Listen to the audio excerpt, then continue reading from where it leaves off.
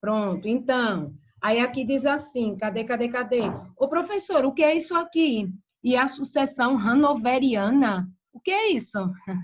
É porque, na verdade, quando você pega os livros que a gente estuda no Brasil, né, de história geral e que falam das revoluções inglesas, eles não citam, mas se você estudar a história britânica de maneira mais aprofundada, você vê que a Casa Hanover ou Hanover é justamente a estrutura dinástica que se estabelece a partir do Guilherme de Orange e da Rainha Ana, certinho? Mas, se precisar, eu comento depois isso a título de curiosidade com vocês, mas isso é suficiente. Aí diz, o foram e muito. Por que a ideia pacífica? Porque o Guilherme de Orange e a sua sucessão dinástica, né, com ênfase na Rainha Ana, você tem nessa estrutura um pacifismo no sentido de não resistência em relação ao poder do parlamento, que agora era um poder não só de direito, mas de fato também. Aí diz, a classe proprietária de terra autoconfiante tinha agora tomado conscientemente seu destino em suas próprias mãos. Que classe proprietária de terras é essa que o enunciado da questão está falando? Que classe proprietária de terras é essa? Nós podemos citar aqui a nobreza, né? A anterior nobreza, que agora, na verdade, perde espaço de atuação política, mas tem seus direitos, principalmente o direito à propriedade, garantido e reconfirmado, porque vocês sabem que com a petição de direitos de 1689 vai se garantir o quê? A propriedade privada, o respeito à propriedade privada, o respeito aos direitos civis básicos, dentre eles a liberdade de expressão, certo? A liberdade religiosa, muito embora de início tenha ficado mais concentrada em quê? Nos grupos protestantes, com a exclusão dos católicos que só foram inseridos posteriormente, né? Agora, tem um detalhe, não sei se vocês prestaram atenção, isso na verdade é uma curiosidade. Às vezes, quando você lê alguns textos de historiadores que falam sobre as revoluções inglesas do século XVII, costuma aparecer umas palavrinhas assim meio esquisitas, como, por exemplo, a yeoman e a gentry, costuma aparecer em alguns textos. Aí você diz, meu Deus do céu, o que é isso? Gentry é para dar a ideia, não é muito comum nos livros, mas os autores de questões, né, principalmente em provas mais exigentes, eles aparecem com esse termo, né? É para falar daquele campesinato, certo? De grupos camponeses que perderam espaço com esse processo das revoluções inglesas. E a yeoman ou yeomanry, no sentido de quê? No sentido de grupos que tinham terras, mas que perderam, esses grupos perderam o quê? Status. Mas o status desse grupo não estaria ligado à terra, professora? Não necessariamente, né? Os títulos nobilárquicos, os privilégios concedidos pelo poder real absoluto até então, eles perdem espaço com a ascensão do poder parlamentar. E diz, com base no conteúdo do texto acima, podemos inferir que... Vocês tiveram dúvidas em todos esses itens, foi? Deus é mais, bora lá. O item 1, ele diz assim, com base no conteúdo do texto, né?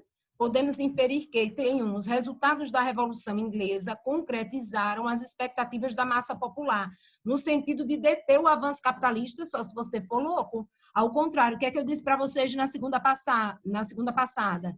Toda questão que trabalhe com revoluções inglesas, você direciona para quê? Para a montagem dos alicerces do industrialismo britânico do século XVIII. Então, você considera que a ascensão inglesa na estrutura industrial do século XVIII só foi possível pelas mudanças políticas do século XVII, porque você considera que com as revoluções inglesas se tem a implementação de quê? Que eu anotei na aula passada para vocês, do liberalismo, tanto o liberalismo político quanto o liberalismo econômico. Né? E esse modelo liberalista foi decisivo para os avanços capitalistas do século seguinte. Então, essa já está errada de cara. Aí o item 2 diz, a Revolução Inglesa foi conduzida ao longo de todo o processo por homens comprometidos com as demandas dos camponeses e operários têxteis? Impossível. As demandas dos camponeses, elas chegam a ser elencadas em alguns momentos, como, por exemplo, nas promessas do líder republicano parlamentar, o Oliver Cromwell. Lembram? Que conseguiu implementar o governo republicano, porém passando a perna em grupos camponeses ligados a ramificações de seitas protestantes inglesas do século XVII. Lembram disso? Quakers, Hunters, Diggers, Quakers, né? Mas ali você tem, na verdade, uma manipulação desses grupos camponeses, porque uma vez que o Cromwell tomou o poder, com as revoluções da década de 1640, ele, na verdade, não atende aos anseios desses grupos. Ao contrário, persegue vários deles que vão migrar, né, para as 13 colônias norte-americanas e vão intensificar o processo ocupacional da região. Outra coisa, operários têxteis. Minha gente, a ascensão do operariado têxtil você só associa nas questões ao século XVIII. Ô, professora, mas você uma vez não disse para a gente que a Inglaterra já se destacava na produção de tecidos muito antes da expansão industrial? Sim, repito, você vê a Inglaterra como um reino de destaque na produção têxtil desde os tempos medievais. Porém, você tem mudanças explícitas em quê? Nos modelos produtivos. Você tem uma lógica de expansão têxtil altamente artesanal, né? Que vai passando aí por um processo de quê? De evolução do trabalho artesanal para o processo de avanço de quê? Das manufaturas e as posteriores maquinofaturas, ok? Esse operariado têxtil, o sentido de operariado ou proletariado, principalmente nas análises sociológicas marxistas a partir do século XIX, se encaixa onde? Na realidade produtiva britânica no século XVIII e dos outros países que foram se industrializando no século XIX na chamada Segunda Revolução Industrial. Aí você vai encaixar o quê? Bélgica, França, né? Estados Unidos da América, principalmente os territórios ao norte das antigas 13 colônias, certo? O norte da Itália, mas já nas últimas décadas do século XIX, algumas áreas da Germânia, a partir de 1870, uma vez que o território alemão foi unificado, o Japão, a partir da década de 1860, com o projeto da chamada Era Meiji, né? Nem a 1 nem a 2 dá para aproveitar. A 3 diz assim: a Revolução Gloriosa e a ocupação do trono pelos Hanovers ou Hanovers foram produto da vontade e da ação consciente da classe proprietária. Vontade e ação consciente. O que é que ele está falando da Casa Hanover aqui, ou Hanover?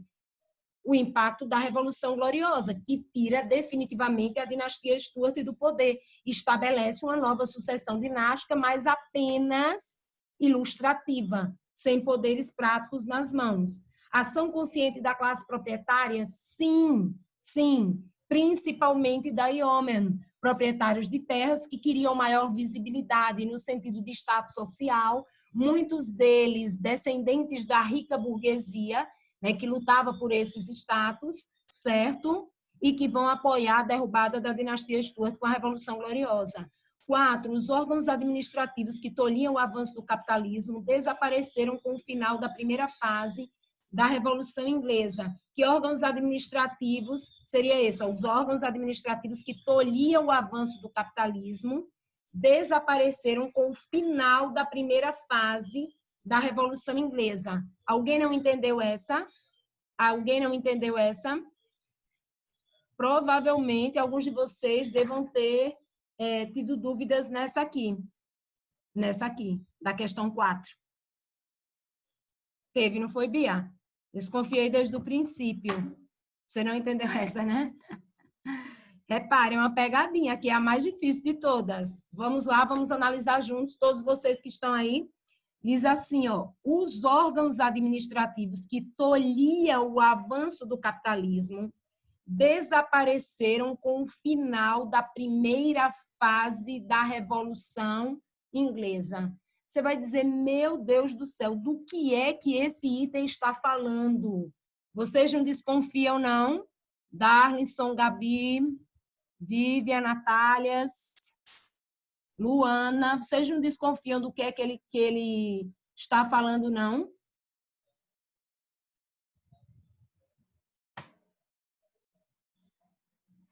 Ninguém, Deus me livre, fiquei horrorizada agora. Que primeira fase é essa da Revolução Inglesa? Que primeira fase? Você tem 2 etapas. Você tem a chamada Revolução Puritana, ou Guerra Civil, na década de 1640, com a ascensão da República Cromwell. E você tem aí a segunda etapa aí das revoluções inglesas, que seria a década de 1680, prioritariamente entre 1688 e 89, quando se dá oficialmente a derrubada do Jaime II. Em tudo que esse item está falando, os órgãos administrativos que tolhiam o avanço do capitalismo desapareceram com o final da primeira fase. Final da primeira fase seria a conclusão da Revolução Puritana, a partir de 1649, com a ascensão de quem? De quem? Do Cromwell. Câmara dos Lordes. O que é que vocês acham aí? O que é que vocês acham aí? Tem a ver, é porque o Cromwell, o que é que ele faz quando ele ascende ao poder, ao final da primeira fase das revoluções inglesas? O que é que ele faz? Ele limita poderes da Câmara dos Lordes, que justamente representava a facção nobre do parlamento inglês, que se aliou mais fortemente ao poder real anglicano, certo? Ele fortalece absurdamente nos primeiros anos de governo o quê?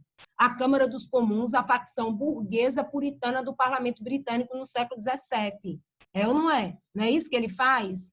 Ele foca em medidas que se tornaram decisivas para que a Inglaterra estourasse economicamente. É a grande contribuição da República Cromwell, porque vocês sabem que no aspecto de respeito aos direitos civis, aos direitos individuais, foi uma catástrofe. Foi uma catástrofe. Qual é o grande símbolo do Cromwell? Fortalecendo as estruturas capitalistas e eliminando bases conservadoras, sem ênfase capitalista, da fase anterior, que seriam os dois primeiros governos Stuart, o Jaime I e o Carlos I. Qual é o grande símbolo disso? Atos de navegação, lançados em 1650 e começando a funcionar efetivamente a partir de 1651.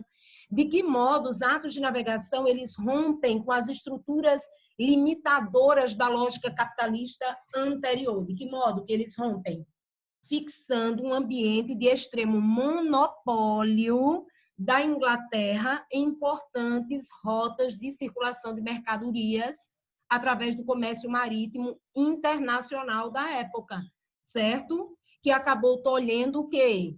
A atuação dos holandeses, que até então eram os maiores atravessadores no fornecimento de diversas mercadorias entre diferentes partes do planeta.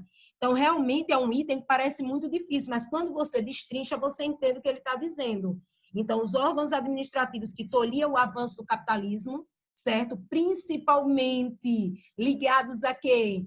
Principalmente ligados à Câmara dos Lordes e à nobreza tradicional, ligados à tradicional Câmara Estrelada, que representava até então o ápice do poder judiciário na Inglaterra, porém altamente manipulado pelos governos absolutistas, tentando limitar aí esse avanço capitalista burguês associado à Câmara dos Comuns.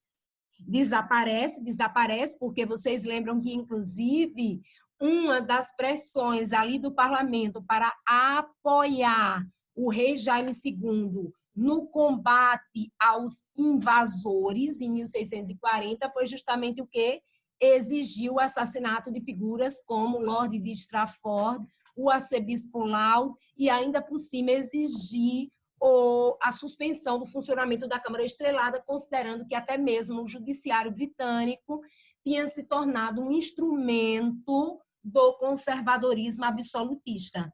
Entenderam? Ela é dificilzinha, mas quando você pegar uma questão que trate do final da primeira fase, dos efeitos do final da primeira fase das revoluções inglesas, é o quê? É Cromwell, é República Cromwell, ascensão econômica da Inglaterra, certo? Supremacia econômica no comércio marítimo internacional, que contribuiu para impulsionar a acumulação primitiva de capitais, que geraria o industrialismo do século XVIII, e, ao mesmo tempo, o quê? Crise política no sentido de implementação de uma lógica ditatorialista e de não atendimento a uma série de propostas que haviam sido feitas pelo próprio Cromwell quando da formação do exército do novo tipo, quando do processo da Revolução Puritana.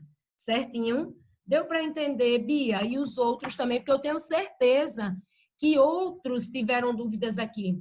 Mas agora vocês entenderam, conseguiram acompanhar o raciocínio, tão espertos agora. Darlison, meu filho, entendeu?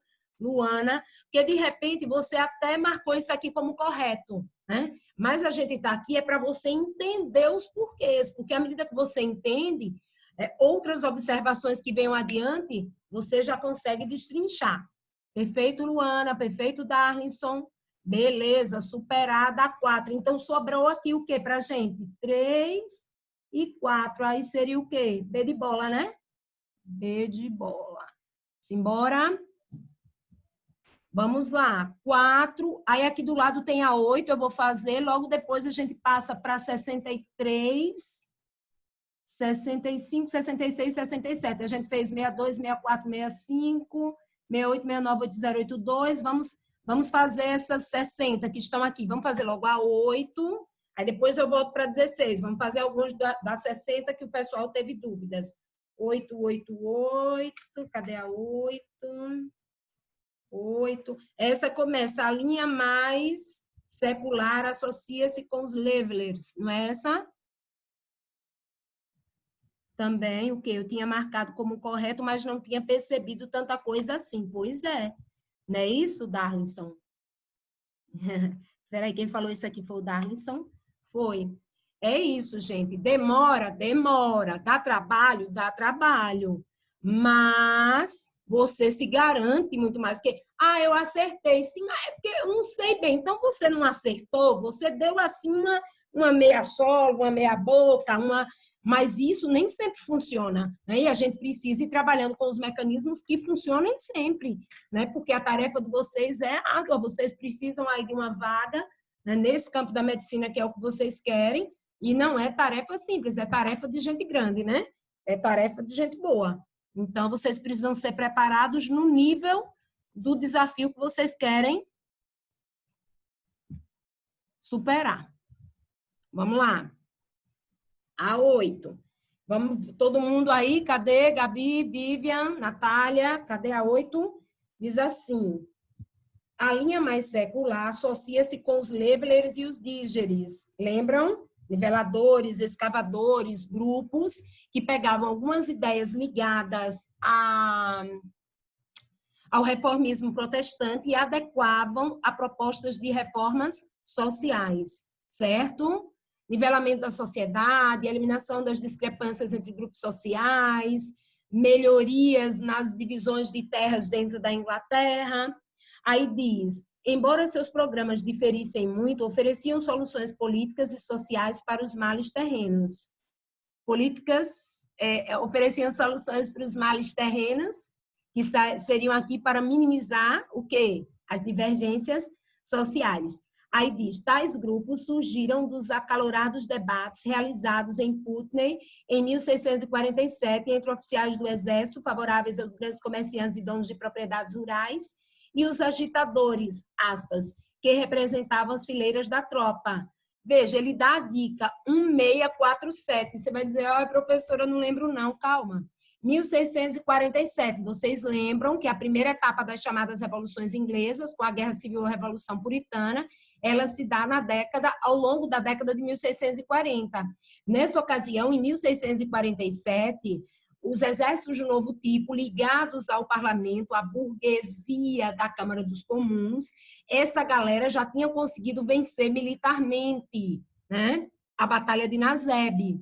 Já tinha conseguido, mas o movimento rebelde não tinha acabado. Por quê? Porque essa galera vitoriosa militarmente queria, de um jeito ou de outro, capturar quem? O rei Carlos I, que estava enfiado onde? Lá na Escócia, feito rato no buraco. Estava lá na Escócia, o parlamento escocês, achando que ia ter algum espaço, se quebrou. Por quê? Porque ele não deu os privilégios que o parlamento escocês queria. O parlamento escocês, com raiva, vendeu ele para o parlamento da Inglaterra. E o grande símbolo do término oficial da chamada Revolução Puritana é a decapitação por um documento oficial do parlamento inglês em 1649. Certinho? Então, ele está falando aí, oficiais do exército favoráveis aos grandes comerciantes e donos das propriedades rurais e os agitadores que representavam as fileiras da tropa. Quem seriam esses agitadores? Aqueles indivíduos de camadas mais baixas que vão apoiar o grupo vitorioso, porém imaginando que uma grande reforma que beneficiasse esse setor iria acontecer, o que não ocorreu. Aí diz ideologia e protesto popular, tal, história contemporânea, beleza. No contexto das revoluções inglesas do século XVII, os Labours se constituíam em um grupo. O que foi que vocês não entenderam aqui, hein? Ficou entre D e C, foi Beatriz. D de dado e C de casa. E os outros? A Bia ficou entre D de dado e C de casa. Também, Luana. D e C. Alguém teve um outro item que tenha lhe gerado dúvidas? As meninas aqui ficaram entre D de dado e C de casa. Simbora. Aí aqui diz assim, no contexto das revoluções inglesas do século XVII, os Levelers se constituíam em um grupo. C de casa diz moderado, ligados a médios proprietários rurais, e aqui ele foi na miudeza, e aliados ao novo modelo de exército liderado por Oliver Cromwell. Defendiam o controle sobre o poder real e ampliação do poder do parlamento. Dedidado, radical, pertencentes à pequena burguesia urbana, que defendiam uma série de transformações sociais, como a restrição às grandes propriedades e separação entre igreja e Estado. Aqui é uma curiosidade. Teve dúvida na E também, Vivian? A E diz conciliador, formado pela grande burguesia urbana, aliados a gentry, que seria o quê? Na linguagem das revoluções inglesas do século XVII, né? Os pequenos camponeses das áreas rurais. E aliados a gentry e dos independentes eram defensores da ampliação do poder do parlamento e da liberdade econômica. Perfeito. Vamos explicar, vou explicar um a um para vocês. C, D e E. Vamos lá, que foram as dúvidas de vocês. A e B todo mundo eliminou? A e B todos eliminaram? Ou alguém chegou a ter dúvidas na A ou B da questão 8? Ninguém? Então vamos concentrar forças na C, D e E. Gente, deixa eu pegar um copo com água aqui, vá. Porque a minha vida está muito emocionante de ontem para hoje. É uma emoção atrás da outra. E a Guela agora, hoje teve aula manhã, tarde, doideira, amanhã, domingo tem manhã e tarde, ó. Mas vamos lá, é assim mesmo, graças a Deus. Pior se não tivesse.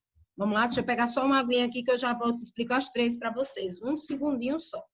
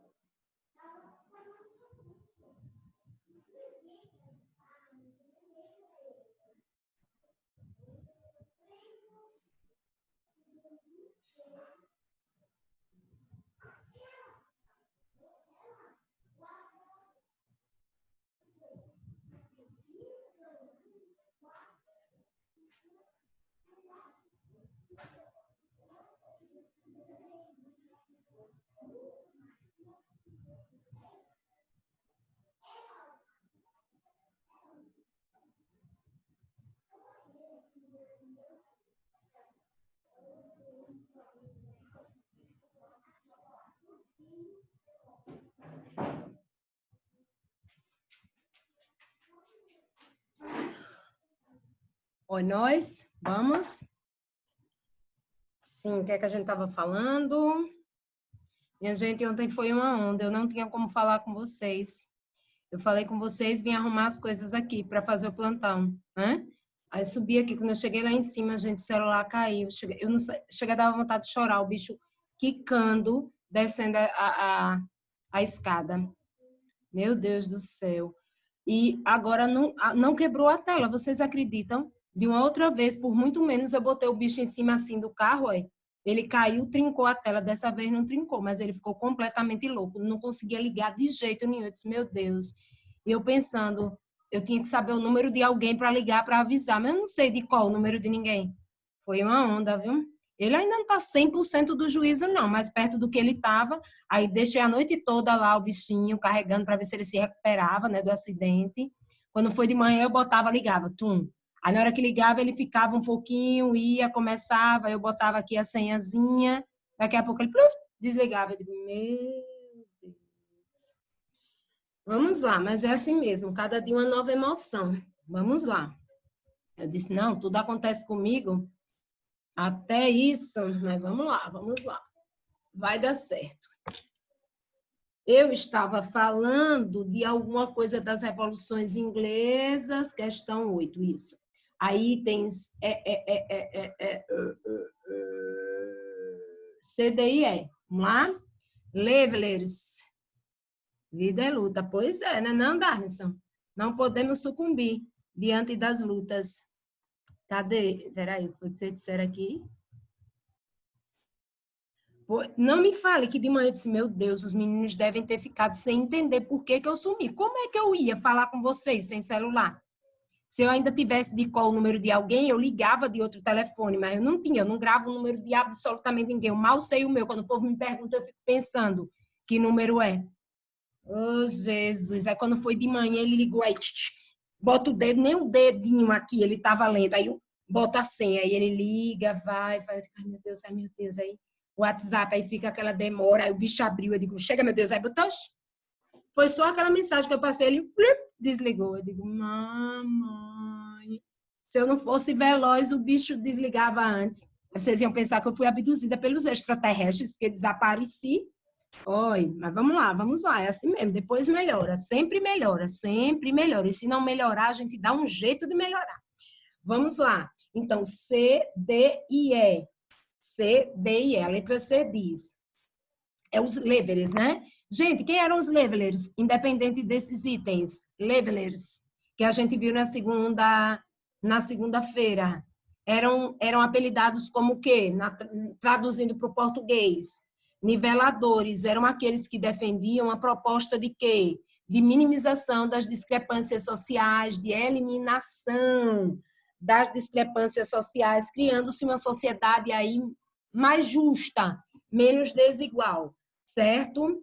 Só que, veja, esses grupos, eles, na realidade, representavam o quê?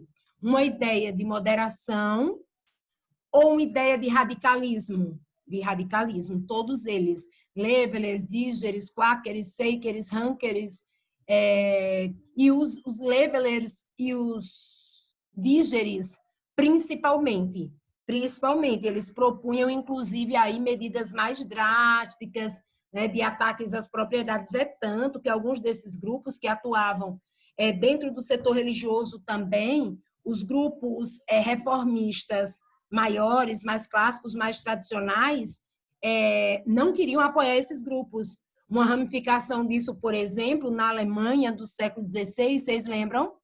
Que o Lutero se recusou a apoiar um grupo que dizia ser seguidor de Lutero e que Lutero disse, não, seguidor meu mesmo não, com esse tipo de ação. Quem lembra? O grupo dos anabatistas de Thomas Munzer, né? O grupo dos anabatistas de Thomas Munzer no século XVI. Lembram que o Thomas Munzer, na Alemanha, ele dizia o quê? Ele defendia, né, a questão do batismo já de pessoas adultas, não de bebezinhos, como a igreja implementou no período medieval, falava de alguns debates teológicos, mas ele propunha o quê? As invasões, saques às grandes propriedades, incêndios, né, às propriedades de grandes senhores, certo? E o Lutero diz, na opinião do Lutero, lembram? Lutero dizia, Deus não manda ninguém tomar o que é dos outros. O ideal seria nós termos uma sociedade mais equilibrada. Porém, segundo o discurso de Lutero, no modelo de sociedade de pecado que possuímos, infelizmente não se tem um ambiente equilibrado para os diferentes componentes da sociedade. Porém, dizia Lutero, Deus não manda que ninguém vá e extermine o outro e cometa assassinato perante a família do outro sob o pretexto de fazer uso do que pertence a este outro. Beleza? Então, a ideia aqui de moderado, radical ou conciliador. A melhor é radical. Mas vamos ver o resto. A letra C, moderado você já elimina. Depois diz, ligados a médios proprietários rurais e aliados ao novo modelo de exército. Veja, aliados ao novo modelo de exército liderado por Oliver Cromwell, essa parte está certa. Defendia o controle sobre o poder real e a ampliação do poder do parlamento.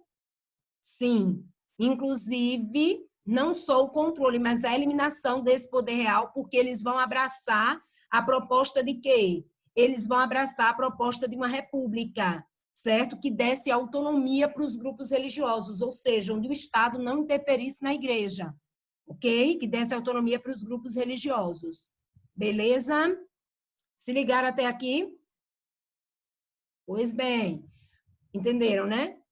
Outra coisa, ligados a médios proprietários rurais, você vai associar levelers, dígeres, quáqueres, hunters, shakers, você vai associá-los a dois grupos, ou o pequeno campesinato ou a pequena burguesia, né? Pequenos burgueses, porque burguesia você traduz como classe de comerciantes, mas você vê pequenos agricultores, né? Funcionários públicos de cargos subalternos sendo chamados de baixa burguesia também. Então, para esses grupos, ou você associa no item aos camponeses humildes, ou você associa a quê? A ideia de pequena burguesia, só a esses grupos. Médios proprietários rurais não eram comuns nessas estruturas, porque eram grupos que justamente lutavam por acesso à terra, por acesso às propriedades. Entendeu? Porque não pode ser essa de casa. O radical tá bom, mas vamos ver o resto. Pertencentes à pequena burguesia urbana. Veja, se for pequena burguesia ou camponeses simples, humildes, subalternos, você pode aceitar as duas versões. Até aqui dá. Pequena burguesia urbana ou campesinato ligado às áreas rurais. Os dois casos você aceita. Que defendia uma série de transformações sociais, sim, como a restrição às grandes propriedades, justamente propondo o quê?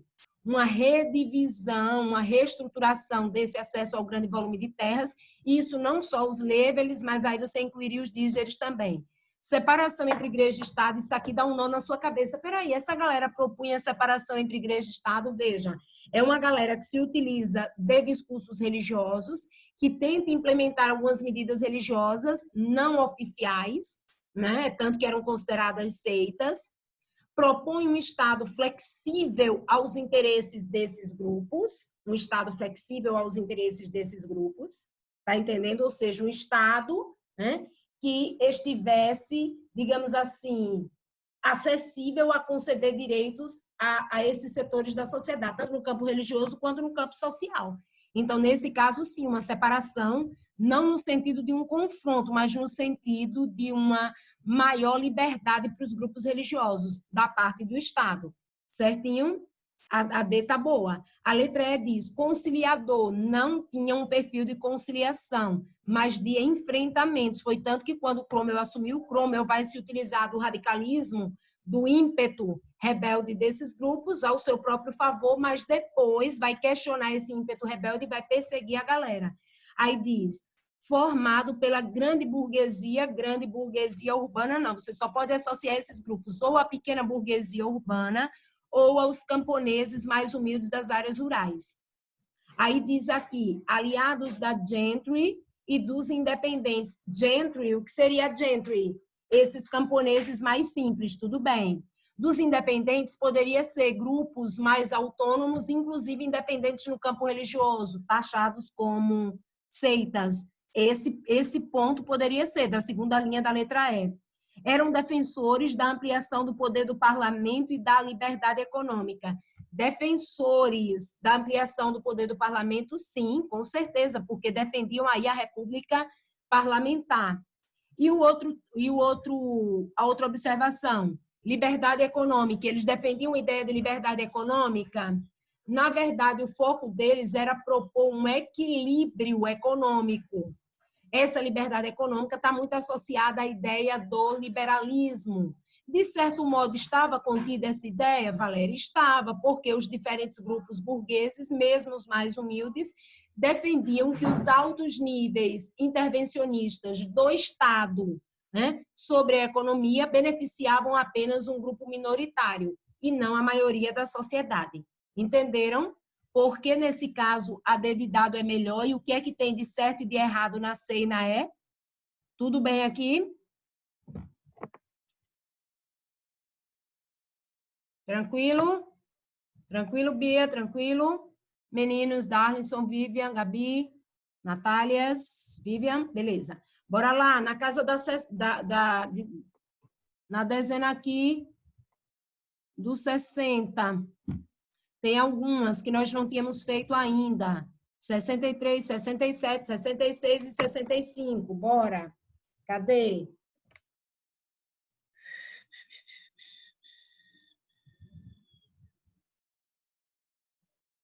60 e quanto? 7?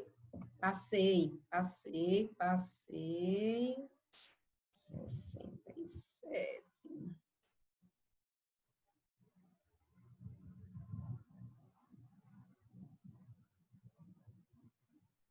Tem algumas aqui na casa dos 60. Olha, a 67 aqui, já eu pego as outras. A 67 alguém pediu, ela é a que diz assim, considere o texto e as afirmativas que seguem. Não é essa? Qual foi a dúvida de vocês nessa? Questão 67, página 62. Depois de 3 séculos de exploração de uma das mais ricas áreas coloniais americanas, Portugal chega ao fim do século XVIII como uma das metrópoles mais atrasadas da Europa. Olha que coisa interessante. Ao final de 3 séculos de exploração de uma das mais ricas áreas coloniais americanas. Ou seja, está se falando de quê aqui? Do território brasileiro, né, gente?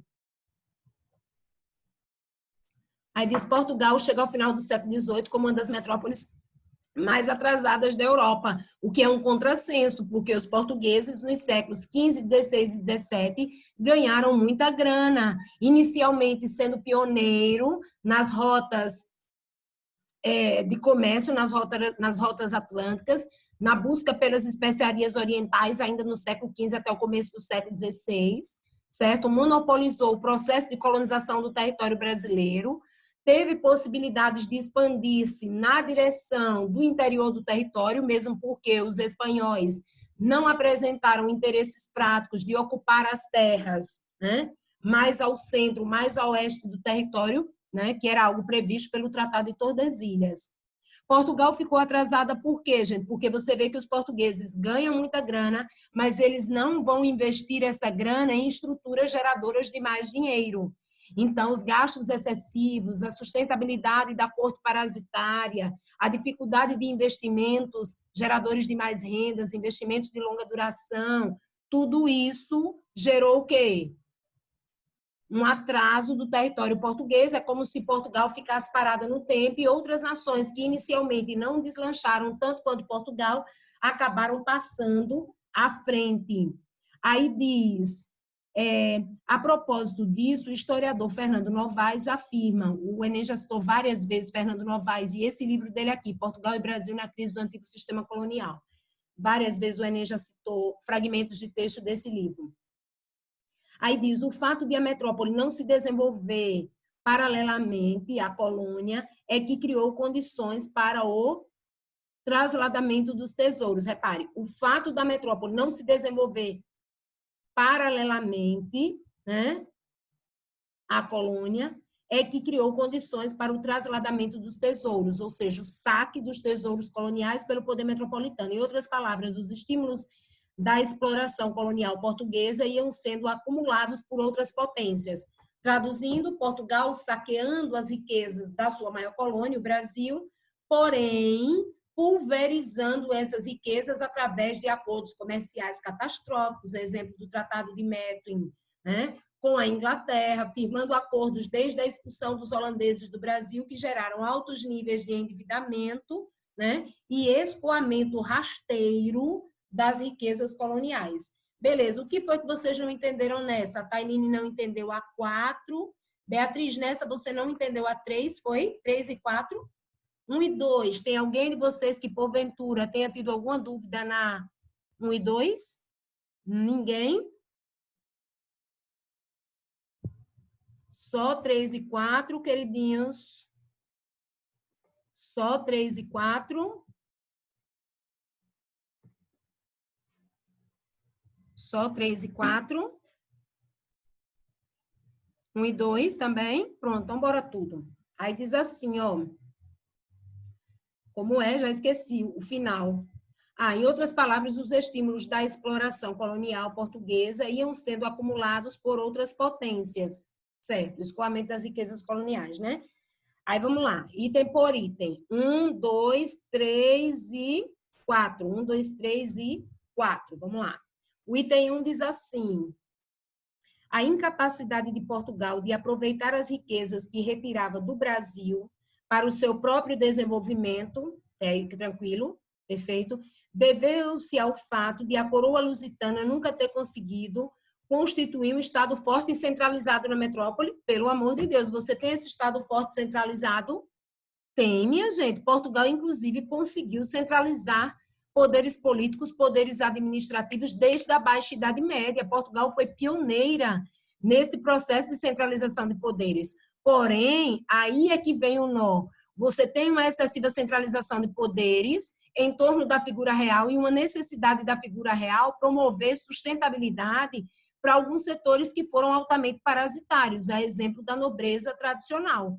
Então, não é que Portugal nunca conseguiu constituir um Estado forte centralizado, conseguiu, inclusive foi o primeiro reino da Europa a conseguir isso, né? Bem antes da própria França, que só obteve isso pós-Guerra dos 100 Anos, antes da Inglaterra, que só obteve isso após a Guerra das Duas Rosas, que terminou em 1485, com a ascensão de Henrique VII, certinho? Então, a 1 pode tirar. A 2 diz, dentro, entenderam onde é que está o erro da 1? Na parte final. O 2 diz, dentre os motivos que explicam essa situação, a situação de Portugal ter extraído muitas riquezas de sua maior colônia, no caso o Brasil, e ter pulverizado essas riquezas, ter feito com que essas riquezas fossem parar nas mãos de outros reinos, aí o 2 diz, dentre os motivos que explicam essa situação, está a formação socioeconômica portuguesa. Se ligue. Dentre os motivos que explicam essa situação, está a formação socioeconômica portuguesa, que privilegiava as atividades tradicionais voltadas ao cultivo da terra e à produção de vinho, em detrimento de investimentos em manufaturas. Vejam, isso aqui foi um motivo?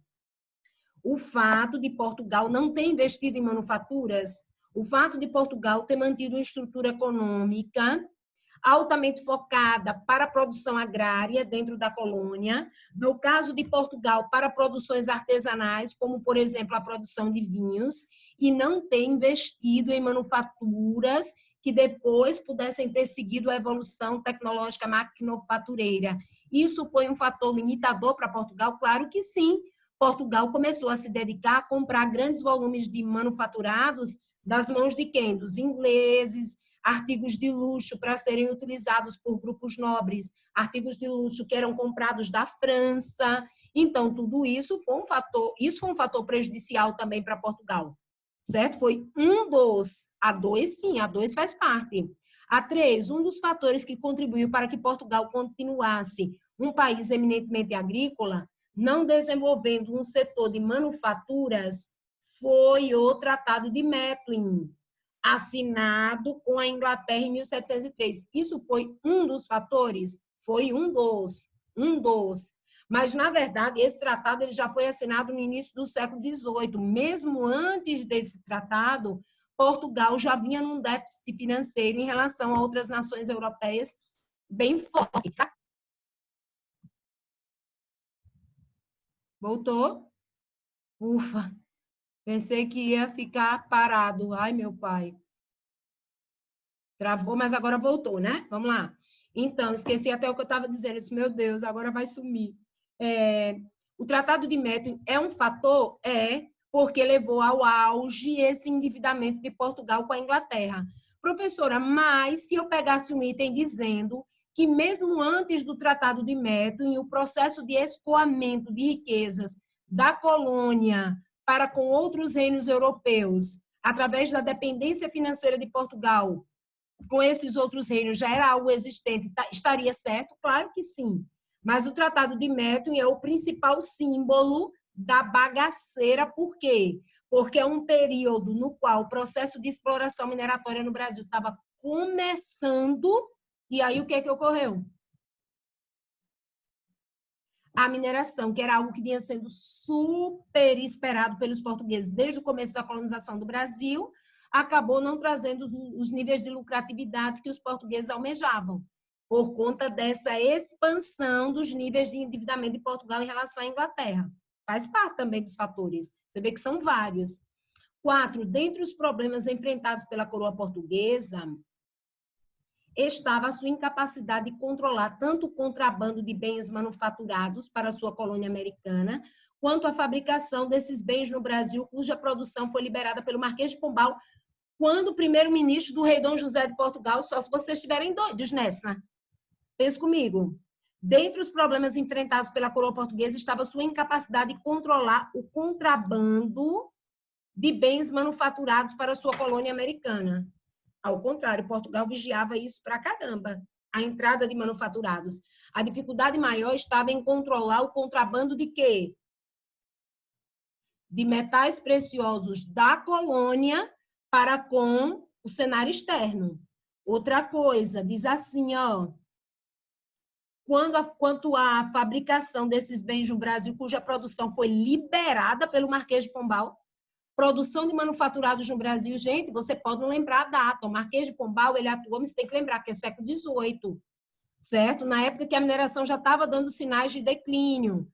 Para sermos específicos, a atuação dele se dá entre 1750 e 1777. Vocês não podem esquecer que o foco do Marquês de Pombal estava na modernização e desenvolvimento de Portugal.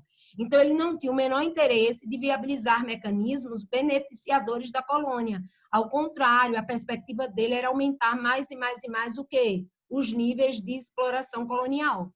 Certinho? Você não tem liberação para a colônia produzir manufaturados de jeito nenhum.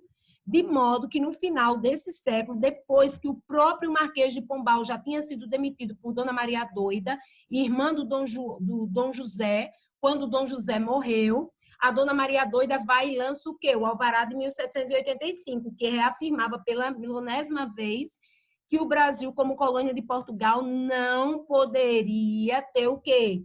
Empreendimentos industriais, não poderia de jeito nenhum produzir manufaturados. Quando que você considera numa questão que essa liberação, pelo menos oficial, formal, para a produção de manufaturados no Brasil foi realizada? Quando que você considera? Quando que você considera? Perfeito, Vivian. A partir da vinda da família real portuguesa para o Brasil, lembram que nós vimos isso há alguns dias, quando Dom João VI cancelou o alvará de Dona Maria Doida e lançou o alvará de liberdade industrial, que a gente sabe que foi um decreto totalmente contraditório, porque não havia ambiente suficientemente favorável para essa autonomia de produção manufatureira, uma vez que, atrelado ao decreto de liberdade industrial, se estabeleceu um conjunto de privilégios para os ingleses nos portos brasileiros, privilégios que iriam crescer ainda mais com os tratados de 1810. Todo mundo entendeu essa questão? Conseguiram revisar aí esses tópicos? Então, aqui a gente só encaixaria qual? O 2 e o 3. O 1 e o 4 não, gente. 1 e o 4 não. Tranquilo? Então, encaixando o 2 e o 3, a resposta seria o quê? B de bola, né? Entendeu, Thaline, Vivian, Natália, Luana? Conseguiram aí direitinho? Então, essa aqui, que questão é essa? 67, B de bola. Vamos mais. Vocês pediram algumas das 60, aqui a gente tinha feito 64, 62, 68, 69. Essas 60, vocês tiveram muitas dúvidas, hein? Vamos ver também 63, 65 e 66. Cadê? 63. Cadê a 63? 63. Cadê? Aqui tem assim,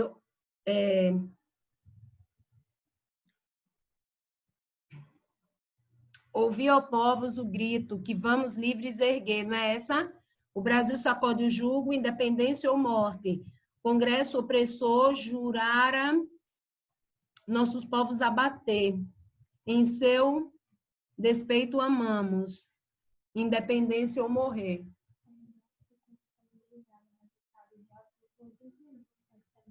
Tá, então diga a sua irmã que ela vai também. Vamos lá. Depois de 300 anos, livre o Brasil vai viver. Deve a Pedro a liberdade, independência ou morrer. Ah, tá. Falando sobre a fixação da independência do Brasil. Aí diz, independência ou morrer, poesia anônima publicada pela tipografia do Diário no ano de 1822. 1800... Peraí, gente, tá rolando um confronto aqui. Peraí, deixa eu interferir para evitar derramamentos de sangue. Peraí, só um instante.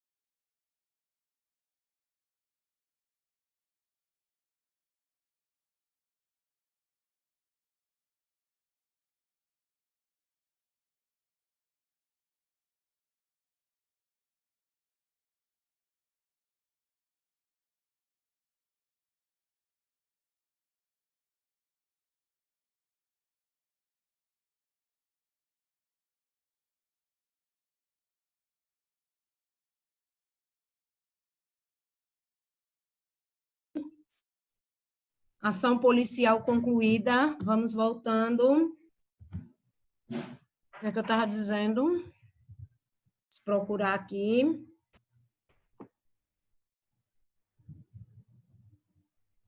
Ah, era aquela da independência, né? 60 e quanto? E 3, né? Não é isso? Aí diz assim, independência ou morrer, poesia anônima publicada pela tipografia do Diário no ano de 1822. Por que 1822? 1822 é aquele ano, né, do anúncio de independência. Só que vocês sabem que muitos historiadores não consideram apenas o 7 de setembro de 1822. O 7 de setembro é aceito pela maioria dos estudiosos como símbolo de quê, gente? Como símbolo de uma ruptura muito mais, digamos assim, teórica que prática. E a ideia é de que, mesmo antes do 7 de setembro, essa ruptura já estava anunciada através de algumas ações que o príncipe regente vinha tomando, como o anúncio em janeiro de 1802 do tal Dia do Fico, quando ele afirma, depois aí do abaixo-assinado que ele recebeu com quase 8.000 assinaturas de apoiadores no país, pedindo que ele permanecesse e não voltasse para Portugal, o anúncio de permanência, né? O decreto do cúmplice anunciando que leis portuguesas só seriam aceitas e postas em prática no Brasil mediante ordem do príncipe regente, né? E o Brasil, como colônia, não se posicionava assim, as leis portuguesas chegavam e já eram implementadas de maneira automática, certo? A própria convocação da Assembleia Constituinte em junho de 1822, certo? que inclusive já fez com que grupos de portugueses que viviam em determinadas partes do Brasil começassem a se rebelar, a exemplo do que aconteceu na Bahia. Por que portugueses iniciaram uma rebelião na Bahia em junho de 1822, antes do 7 de setembro? Por que eles iniciaram? Porque eles tinham consciência que o fato de ter sido convocada uma Assembleia Constituinte já era uma clara declaração de autonomia do Brasil diante de Portugal, porque uma colônia não podia convocar uma Assembleia Constituinte, ou seja, um grupo com a incumbência de elaborar uma Constituição, muito embora com toda a lerdeza esse grupo só vai começar a atuar um ano depois. Mas o fato de ser convocado já era um claro demonstrativo de ruptura. Então, quando diz aqui, no ano de 22, Rio de Janeiro, José Murilo de Carvalho, que é famosíssimo também, textos dele já apareceram em várias questões do Enem, Guerra Literária, Panfleto da Independência, 20 a 23, certo? Aí diz, no cenário político em que a poesia acima foi elaborada, as relações entre Brasil e Portugal agravavam-se devido a ou ao. Beleza. Vejam, qual é o cenário que o enunciado da questão está colocando? O ano de 1822, que vocês sabem que se destaca por esse conjunto de eventos com cunhos, o quê? Emancipatórios. No cenário político em que a poesia acima foi elaborada, ele está dizendo lá em cima que o cenário é esse, ele está dando a dica, as relações entre Brasil e Portugal agravaram-se devido a quê? Vamos lá. Letra A, tentativa das cortes portuguesas de recolonizar o Brasil. Isso está certo? Porque as tentativas recolonizatórias estavam sendo apresentadas desde a explosão da Revolução do Porto, em 1820, que começou em 1820 na cidade do Porto, foi levada nos meses seguintes a Lisboa, com a formação das Cortes Constituintes, com a formação de toda uma campanha que exigia o retorno do rei Dom João VI e exigia o quê? Um retorno aos princípios anteriores, recolonizar o Brasil, pegar as instituições que davam sensação de autonomia e haviam sido fixadas durante o período joanino e levá-las para onde? Levar as suas sedes para Portugal. Esse item está certo. B de bola. As relações entre Brasil e Portugal, nesse período, se agravaram devido a, B de bola, objetivo das elites brasileiras de expulsar o príncipe regente. Não, essas elites brasileiras estavam justamente se mancomunando com o príncipe regente em cima da proposta de que ele permanecesse por aqui e não aceitasse a pressão da nobreza portuguesa de retornar para Portugal e implementar a lógica recolonizatória, tal e qual os rebeldes do Porto vinham propondo desde 1820. C de casa, expectativa dos liberais portugueses em fortalecer o absolutismo, isso gera dúvidas. Vejam, os liberais portugueses, ligados a alguns setores como a maçonaria, eles estavam pedindo a volta de Dom João VI de parte da corte para Portugal com o objetivo de fortalecer o absolutismo? Não. Eles queriam que Dom João voltasse, mas a proposta era que Dom João voltasse e assinasse o quê? A Constituição Revolucionária. A ideia era resgatar a monarquia, mas uma monarquia que não se pautasse mais no cunho absolutista, porque as ideias liberalistas eram justamente focadas em quê? Em combater a lógica absolutista, o que não necessitava, o que não pressupunha necessariamente uma eliminação da monarquia, não. Mas uma ideia de monarquia na qual a figura real não concentrasse mais um volume de poderes tão impactante como acontecia anteriormente. Foi tanto que os revolucionários fizeram uma Constituição e quando Dom João VI chegou lá, ele foi pressionado a assinar essa Constituição. Dedidado o esforço dos deputados escravistas para criar a Constituição Cidadã. No cenário político em que a poesia acima foi elaborada, as relações entre Brasil e Portugal agravaram-se devido a ou ao esforço dos deputados escravistas para criar a Constituição Cidadã. Constituição Cidadã é como a gente apelida a última Constituição da história do Brasil, que foi a de 1988, pós-governos militares, no período do governo do presidente José Sarney, que introduz ali a ideia de república nova e chega ao poder com a morte do Tancredo Neves, certo? Ao contrário, o esforço aqui dos deputados escravistas ou escravagistas, dos grupos mais conservadores ligados a José Bonifácio de Andrada, por exemplo, Eles estavam caminhando na proposta de Dom Pedro virar imperador e lançar uma constituição com poderes centralizatórios, que não abolisse a escravatura, que não eliminasse a lógica latifundiária que já vinha imperando no Brasil há vários séculos. Era essa a perspectiva, que mantivesse uma lógica eleitoral censitária, onde somente grupos com grandes volumes de rendas em suas mãos participassem dos processos eleitorais. Então, essas elites escravistas ou escravagistas, elas estavam dispostas em apoiar a permanência do príncipe regente por aqui, mas em cima da prerrogativa de quê? De manutenção de uma estrutura altamente tradicional, conservadora, que, na verdade, lembrava bastante o quê? O cenário com o qual o Brasil já estava bastante acostumado. Latifundiário, agroexportador, certo? E escravista. Entenderam que não tem nada a ver a primeira parte do item D com a última? Tranquilo? Então, o que é que se salva aqui? A letra A, né, gente? A letra A. Tinha ficado em dúvida na C, Bia? Entendeu agora? Fortalecer o absolutismo? Não. Minimizar o absolutismo, porém, mantendo a monarquia. Certinho? Tranquilo, meninos? Os outros, todo mundo entendeu essa? Então, que questão é essa? 63, a melhor opção foi o quê? Letra A, né? Não é isso? Isso. Bora mais. Quem é que está por perto aqui? Acho que é 65.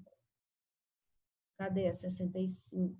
Sobre a independência do Brasil, afirma-se. Qual foi a dúvida de vocês nessa? Sobre a independência do Brasil, afirma-se. Qual foi a dúvida de vocês nessa?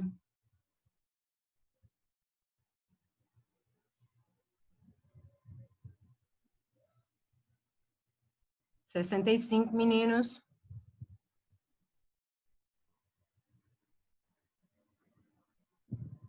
Cadê vocês? Dormiram, foi? Sobre a independência do Brasil, afirma-se. Tudo é que vocês querem? Todos os itens? 1, 2, 3 e 4, todos?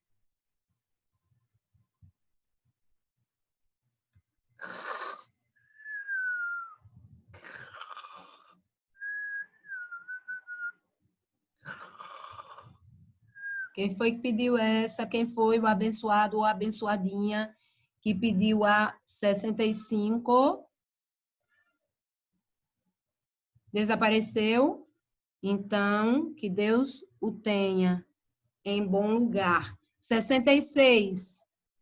Tá aqui na lista. É tu, homem? Bora. 66. Mas vocês outros também, porque às vezes você diz, eu acertei, mas às vezes teve um item que você acertou, mas nem sabe por que acertou. Então, por favor, veja lá, né? Aprendizado nunca é demais. Aprendizado de menos é que é preocupante, de mais não. 66 diz, essa questão fala do que mesmo? Pernambucanos, o povo está contente, já não há distinção entre brasileiros e europeus. Todos se conhecem irmãos, descendentes da mesma origem, habitantes do mesmo país, professos na mesma religião, um governo provisório iluminado, escolhido entre todas as ordens do Estado. Preside a vossa felicidade, confiai no seu zelo e no seu patriotismo. Vós vereis consolidar-se a vossa fortuna, vós sereis livres do peso de enormes tributos que gravam sobre vós. O vosso e nosso país subirá ao ponto de grandeza que há muito o espera. E vós colhereis o fruto, né? O fruto dos trabalhos e do zelo dos vossos cidadãos. A pátria é a nossa mãe comum, vós sois seus filhos, sois descendentes dos valorosos lusos, sois portugueses, sois americanos, sois brasileiros, sois pernambucanos.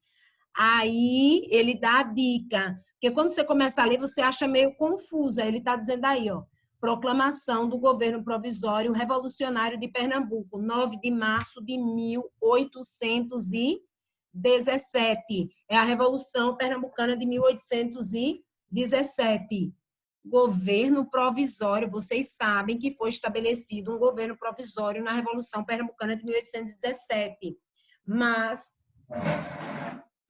esse governo provisório não contemplou o quê? Representantes das camadas populares. Vocês lembram tinha representantes das magistraturas, tinha representante dos produtores agrícolas, dos comerciantes, dos militares, dos clérigos, mas das camadas populares não. Vocês lembram que na Revolução Pernambucana de 1817 foi criada uma lei orgânica que seria a base para uma posterior Constituição que não chegou a se consolidar, certo? Foi anunciada a criação de uma república que deveria ter como base Pernambuco, mas incluir outros territórios, né, como Paraíba, Rio Grande do Norte, Ceará. Mas vocês sabem que a participação limitada de populares, a ausência de algumas bandeiras, como, por exemplo, a bandeira do abolicionismo, tudo isso demonstrou uma participação popular limitada e que acabaria facilitando a contraofensiva do governo joanino sediado no Rio de Janeiro contra esses rebeldes. Aí diz, a partir da leitura do documento e de seus conhecimentos sobre o assunto, marque a alternativa incorreta a respeito das propostas dos revolucionários pernambucanos de 1817. Qual foi a dúvida de vocês nessa? Peraí, vamos lá. Peraí, vamos cá. Vamos lá. C e D é Darlinson nessa? C e D já está na lista. 71, 76, deixa eu ver aqui, viu, Vivian? 71, cadê 71? Está na lista. 76 também está. 78, não, está 77. 78. 80 a gente já fez, né? 83 não está na lista. Vamos lá, 83 não está. Eu acrescento, tá? Vamos lá, cadê? Achei estranho a C por ter a abolição da escravidão, já que não era bandeira do movimento. Vamos lá. A Tailine. Cadê a Tailine? Peraí, a Tailine falou alguma coisa. Peraí, gente, eu me perdi aqui, peraí. A minha mesma aqui, o Darlinson, por causa de Alagoas. A incorreta, vi agora, é a incorreta. Ah, tá, entendi. Aí o que foi mesmo? Revolução Pernambucana, ele quer a incorreta, né? Aí diz...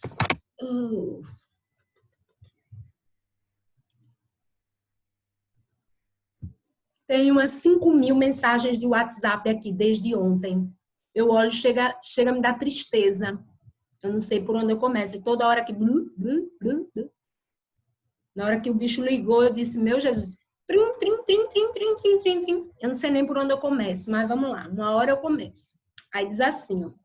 A partir da leitura do documentário, ele quer incorreta, aí diz... Letra A, expressavam a insatisfação com o aumento e a criação de novos tributos, impostos. Bem, até aí. Havia uma insatisfação com os novos tributos? Havia uma insatisfação com os novos tributos, sim. Isso era só em Pernambuco? Não, no Brasil todo. O excesso de carga tributária implementado com a vinda da Corte Real Portuguesa. Certinho? Aí diz, para o sustento da Corte sediada no Rio de Janeiro. Essa está certa. Inspiravam-se nos ideais liberais e republicanos que se disseminavam a partir de exemplos como da Revolução de Independência dos Estados Unidos e da Revolução Francesa. Vocês sabem que o movimento pela independência das 13 colônias norte-americanas, posteriormente chamadas de Estados Unidos da América, ele foi base para todos os movimentos emancipacionistas da América Latina. Por quê? Porque vocês lembram que foi o primeiro caso de declaração de independência de um território nas Américas diante da sua metrópole. Revolução Francesa foi base de influência? Foi porque nessa época a Revolução Francesa já tinha acontecido há vários anos, já tinha sido concluída inclusive, e era um símbolo de quê?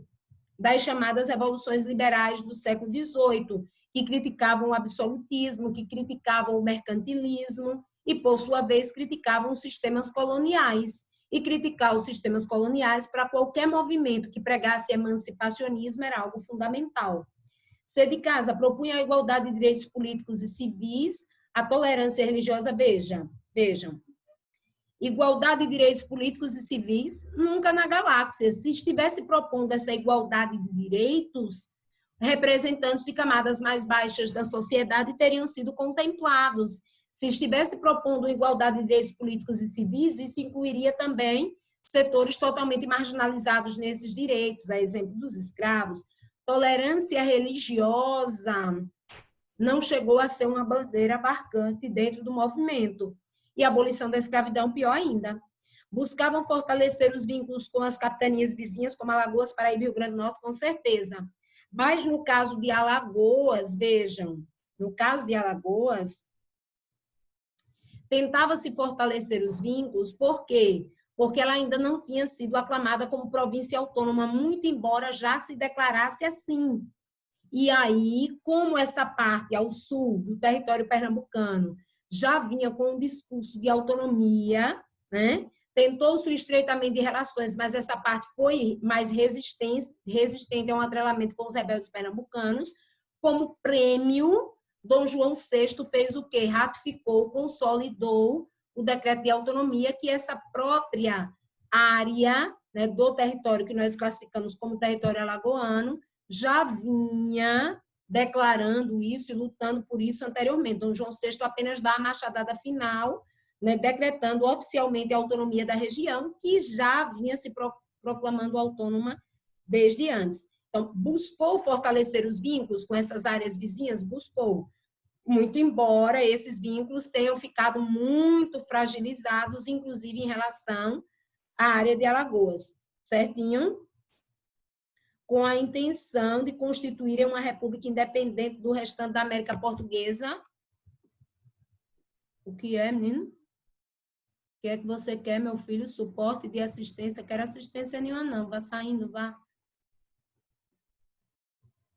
Preparando o suporte de assistência. Quero assistência, não. Onde é que eu tiro isso? Ah, muito bem. Assistência. Olha como ele tá doido, minha gente. Ele estava com 100%, bichinho. Ele não vai sobreviver a esse acidente doméstico. Ele estava com 100%. Sabe quanto é que ele está agora? Só nesse tempinho, 3%. Não tem como ter perdido essa bateria toda só nessa hora. Coitado, ainda está doentinho. Deixa eu pedir socorro aos universitários para eu conseguir um carregador aqui para salvar ele, porque esses 3% em 1 minuto ele vai se embora. Peraí, deixa eu achar um carregador aqui.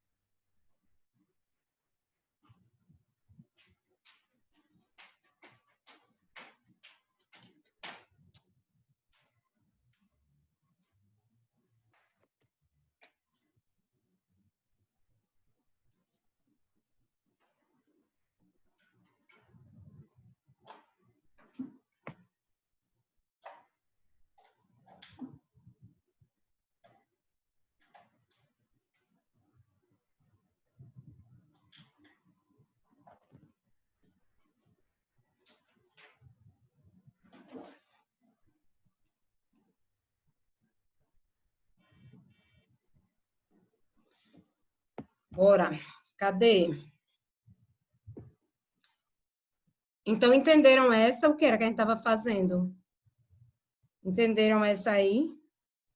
Buscaram fortalecer vínculos com essas capitanias, sim, mas essa busca por fortalecimento não significa dizer que tenha acontecido. Com a intenção de constituir uma república independente do restante da América Portuguesa, sim, havia um plano, uma intenção nesse sentido, que não chegou a se consolidar. Letra E, buscavam construir uma nova pátria fundada em uma identidade comum entre portugueses e brasileiros, europeus e americanos, que aderissem ao movimento. Essa aqui é a que mais gera confusão, né? Você olha assim, você diz, buscavam construir uma nova pátria fundada em uma identidade comum entre portugueses, brasileiros, europeus e americanos, que aderisse ao movimento. É só um jogo. Ah, meu pai. Um jogo textual.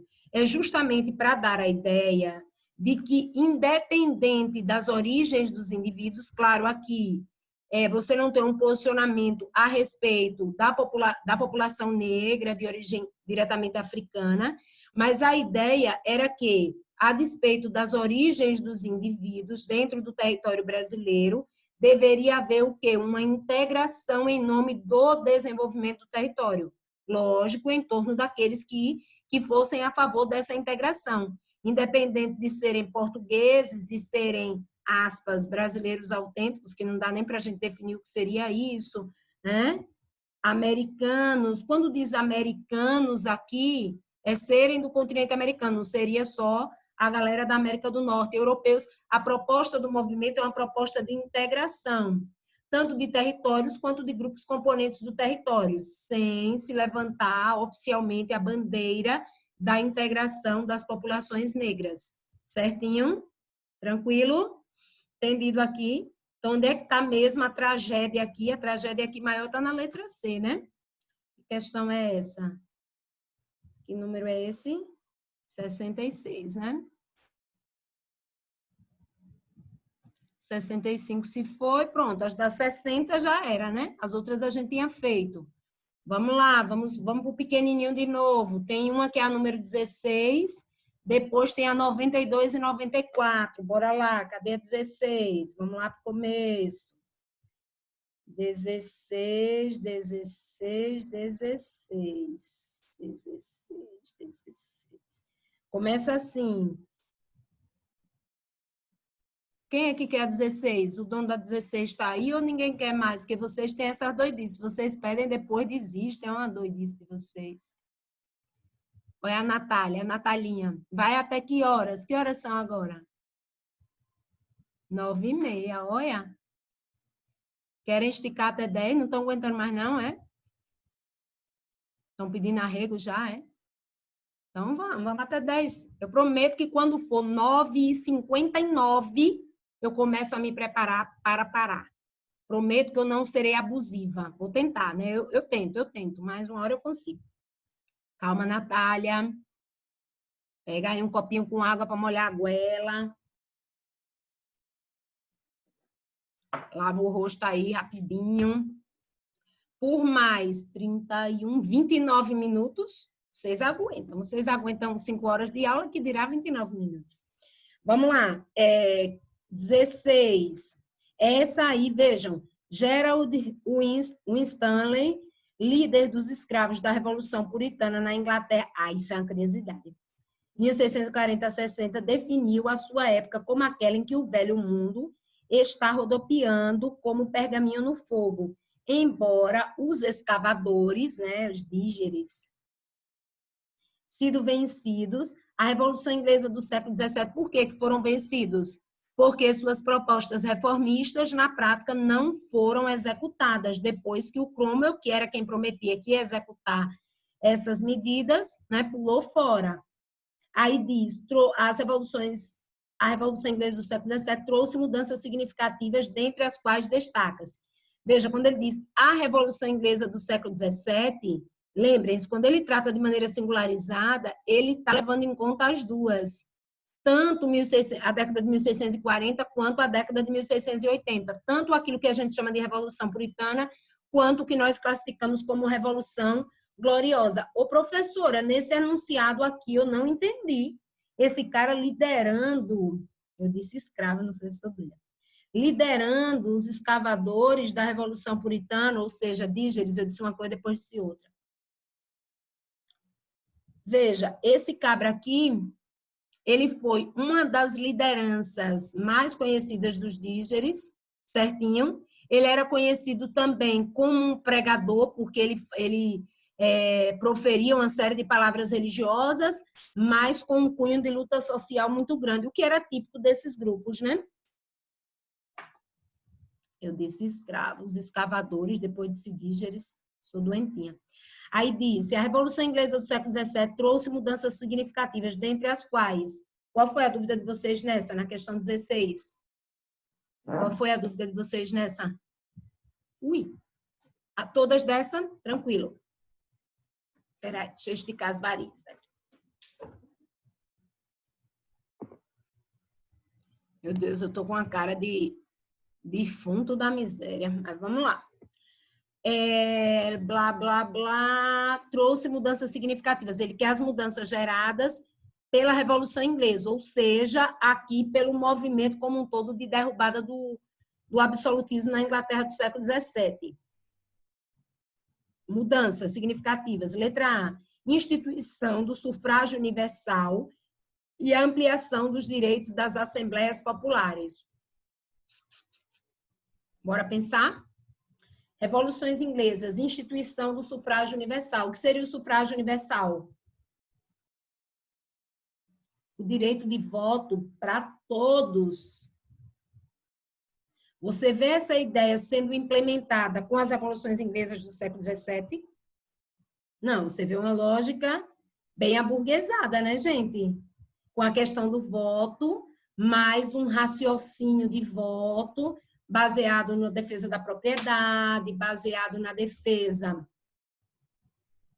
do acúmulo de bens, né? Da atuação censitária dos indivíduos na sociedade. Não é à toa que os historiadores falam que a partir daqui teria sido introduzida a chamada Era das Revoluções Burguesas. Ampliação dos direitos das assembleias populares. Quais seriam essas assembleias populares? Inglaterra, a partir do século XVII, você tem uma ampliação de direitos das estruturas parlamentares, né? Enfaticamente burguesas, mas também com heranças nobres.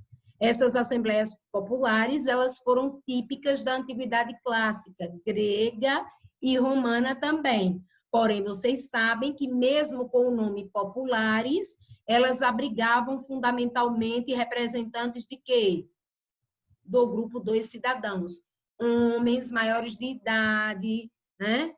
Descendentes de grupos privilegiados, detentores de riquezas, mas mesmo que perdessem essas riquezas ao longo da vida, prevalecia o critério da origem familiar para a definição do ser cidadão no mundo antigo. Só que aos poucos vocês lembram que os novos cidadãos, chamados de cidadãos por rendas, foram emergindo também.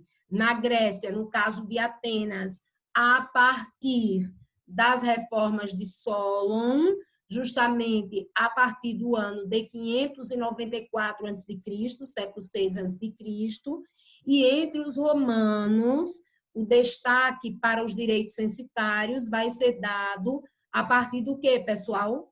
Da República Romana, da expansão marítima dos romanos a partir do século III a.C., quando os romanos venceram os cartagineses nas guerras púnicas, passaram a exercer domínios nas rotas comerciais mediterrâneas e conviveram aí com a emergência de quê?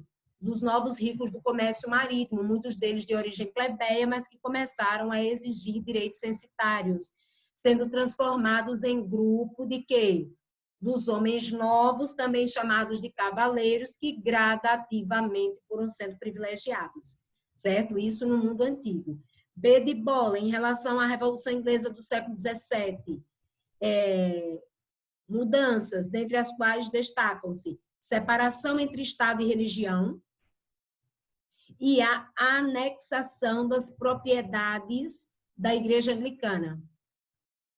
Veja, anexação das propriedades da Igreja Anglicana, a Igreja Anglicana continuou com suas propriedades, que na verdade foram anexações de propriedades anteriormente pertencentes a quem? A Igreja Católica. Separação entre Estado e religião, ao contrário, uma manutenção da articulação pelo fato do anglicanismo ser colocado como a religião oficial do Estado britânico. C de casa, liberação das colônias da Inglaterra e a proibição da exploração de mão de obra escrava. Veja, Proibição da exploração da mão de obra escrava você só vai ter a partir do século seguinte, século XVIII, com o avanço industrial inglês e as campanhas da Inglaterra para que países que continuassem usando mão de obra escrava excluíssem esse uso, já que os ingleses tinham lucrado muito com essa questão das práticas escravocratas, mas a partir do início do século XVIII eles começam a fazer campanha de oposição a isso. Essa campanha de oposição vai crescendo, crescendo, até chegar ao seu auge no século XIX. Mas aqui é a Revolução Inglesa do século XVII. Você não tem ainda essa proibição de exploração de mão de obra escrava, nem muito menos, com as revoluções inglesas do século XVII, a liberação das colônias da Inglaterra. Ao contrário, a partir das revoluções inglesas do século XVII, você tem campanhas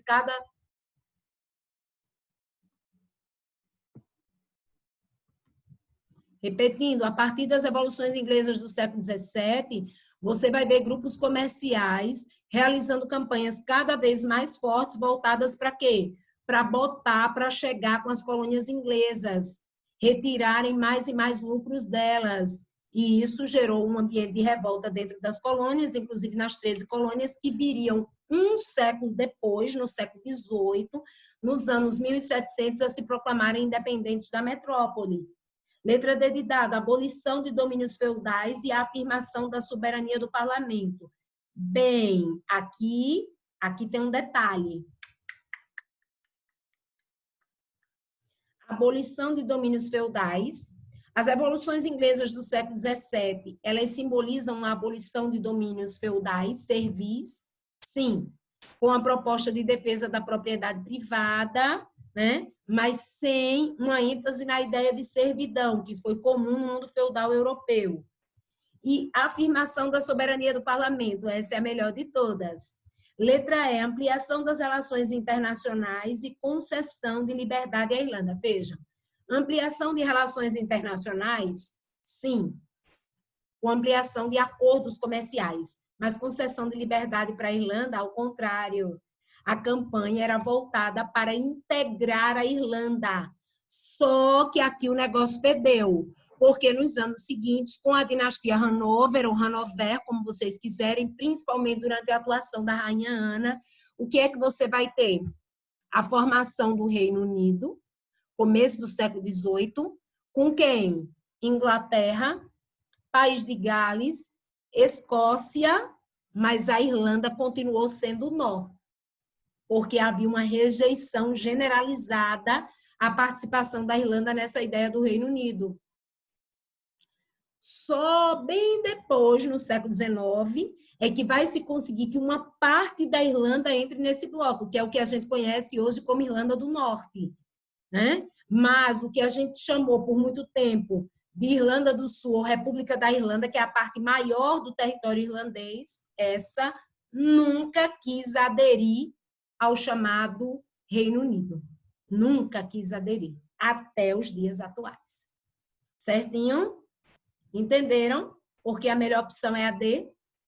Todo mundo entendeu todos os itens? É difícil essa questão, mas agora vocês já entenderam, né? Entendeu, Gabi? Beatriz? Essa foi a qual? 16, né? 16.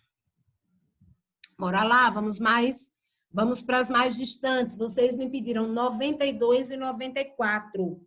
92 e 94. Simbora, meninas.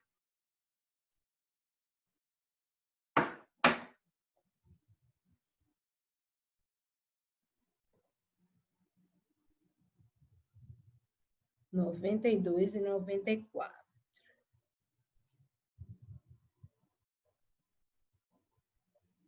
Bora? Qual foi a dúvida de vocês na 92? Quem é o proprietário da 92?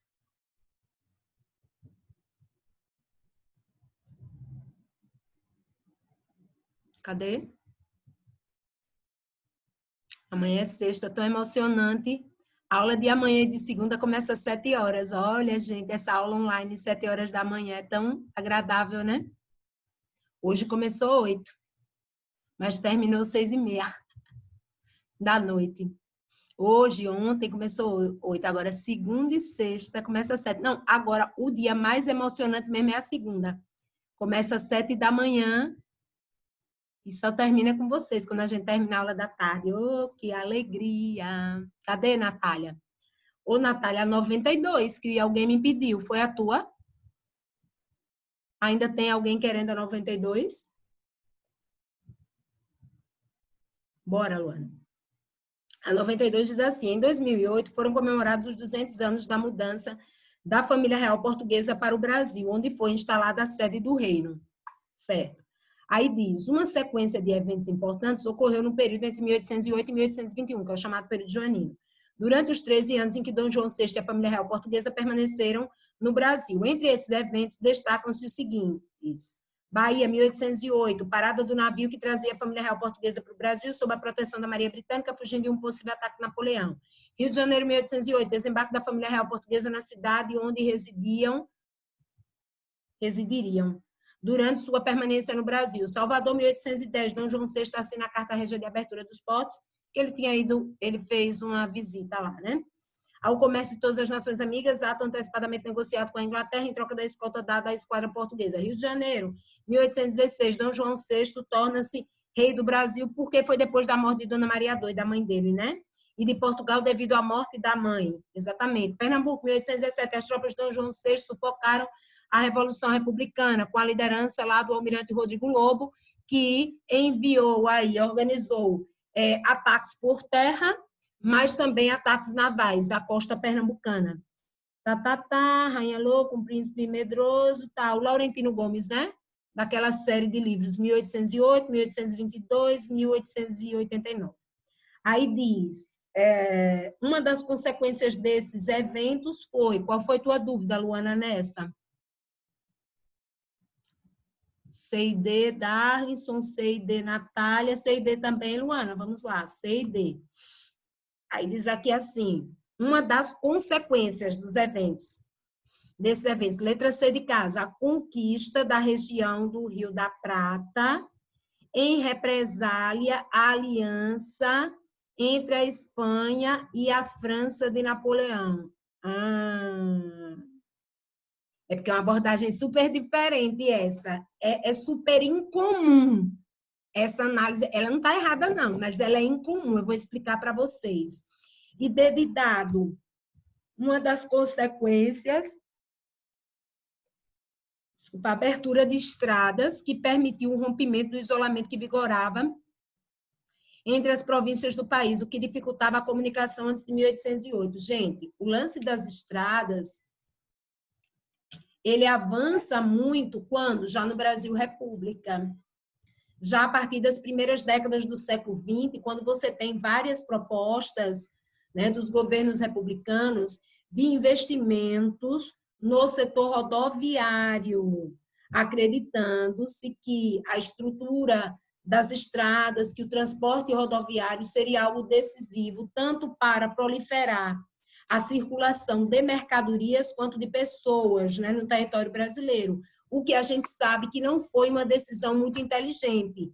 Não que não houvesse necessidade de investimentos no transporte rodoviário, mas esses investimentos não poderiam ter gerado um gradativo abandono de outras formas de transporte, né, do transporte vial, né, do transporte ferroviário, que foi o que acabou ocorrendo no Brasil ao longo do século XX, se criando uma dependência extrema do transporte rodoviário, certinho? Principalmente para a circulação de mercadorias num território tão grande quanto o do Brasil.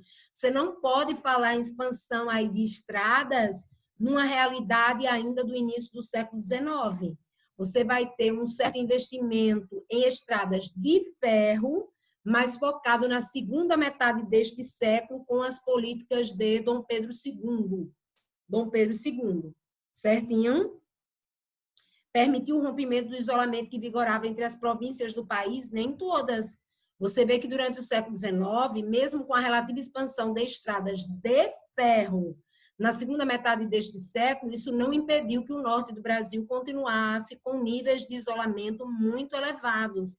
Você vai ver que as políticas voltadas para projetos ocupacionais do norte do Brasil são políticas típicas do século XX. Do século XX. Agora, professor, e essa C, hein? Essa C é algo exótico, mas eu vou lhe explicar. Diz assim, a conquista, ele quer consequências desses eventos no período joanino. A conquista da região, né? Da região do Rio da Prata, em represália à aliança entre a Espanha e a França de Napoleão. Do que é que esse item C está falando?